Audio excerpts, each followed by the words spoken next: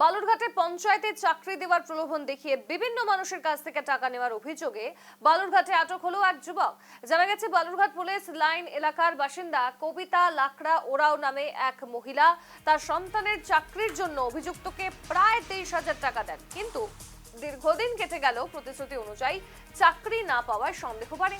অভিযোগ, টাকা নেওয়ার পর থেকে সঞ্জয় মাহাতো তাদের এড়িয়ে চলছিলেন এবং যোগাযোগও রাখছিলেন না। শুক্রবার বালুরঘাট বাস স্ট্যান্ডের মিনি মার্কেট এলাকায় ওই মহিলা অভিযুক্তকে দেখতে পেয়ে হাতে নাতে ধরে ফেলেন। এরপর দুজনের মধ্যে বচসা শুরু হয় এবং পরিস্থিতি উত্তেজনাপূর্ণ হয়ে ওঠে। খবর পেয়ে বালুরঘাট পুলিশ স্টেশনের পুলিশ ঘটনাস্থলে পৌঁছে সঞ্জয় মাহাতোকে আটক করে থানায় নিয়ে যায়। ওই মহিলার দাবি, শুধু তার কাছ থেকেই নয়, আরো কয়েকজনের কাছ থেকে চাকরি দেওয়ার নাম করে টাকা নিয়েছেন অভিযুক্ত। পুলিশ পুরো ঘটনার তদন্ত শুরু করেছে এবং প্রতারণার অভিযোগ খতিয়ে দেখা হচ্ছে।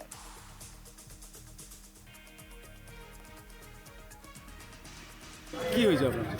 আমার ছেলেকে চাকরি দিবে বলে আমার কাছে টাকা, আমার ছেলের কাছে টাকা নিয়েছে। তারপর হ্যাঁ, কবে? বলছে পঞ্চায়েত অফিসে আমি একটা জব দিব, হ্যাঁ, তার জন্য আমার কাছে টাকাটা নিয়েছে ছেলের কাছে। কত টাকা নিয়েছে? কাগজও দেখিয়েছে। কত টাকা নিয়েছে? 23,000 টাকা নিয়েছে। তা নিয়েছে? হ্যাঁ, এরকম অনেক ছেলেকে ঠকিয়েছে এইভাবে। বিস্তারিত জানতে সরাসরি যাব, শঙ্কু কর্মকার আমাদের সঙ্গে যুক্ত হয়েছে।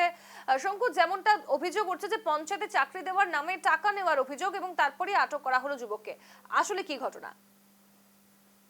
দেখো সোনালী, যেটা তোমাকে বলে রাখি, এই এই কিন্তু বিক্ষিপ্ত ভাবে কিন্তু 23,000 টাকা, যেটা আমরা জানতে পেরেছি, তার কাছ থেকে নিয়েছে।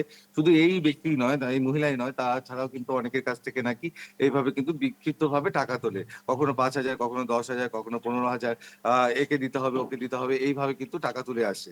এবার দীর্ঘদিন ধরে এই টাকা তোলার পরেও কিন্তু এবার চাকরির সময়কালীন কিন্তু চাকরির মানে সময় পাড়িয়ে যায়। এবার তারপরেও কিন্তু তাকে অফিসিয়ালি কোনো রকম কোনোভাবে ডাকা হয় না, বা কোনো রকম কোনো ডকুমেন্টস দেওয়া হয় না। এবার তারপরে যেটা পরিবার সূত্রে আমরা জানতে পারি, তাকে ফোন করা হলেও সে ফোন রিসিভ করে না। আচমকাই কালকে বালুরঘাট বাস স্ট্যান্ড সংলগ্ন মিনি মার্কেট এলাকাতে তাকে দেখা যায়। তারপরে ওই মহিলা সঙ্গে সঙ্গে ছুটে আসে, ছুটে এসে কিন্তু তাকে ধরে ফেলে কিন্তু তার সাথে কিন্তু দুজনের মধ্যে কিন্তু প্রচন্ড একটা বাকদ্বন্দ্বিতা তৈরি হয়, তার মধ্যে বচসাও তৈরি হয়। আহ, মানে মারাত্মক একটা পরিস্থিতি তৈরি হওয়ার পরে কিন্তু স্থানীয়রা পুলিশের খবর দেয়। তারপরে কিন্তু পুলিশ এসে কিন্তু দুই পক্ষকে কিন্তু লাস্টে বালুরঘাট থানায় নিয়ে যায়। ধন্যবাদ তোমায় শঙ্কু।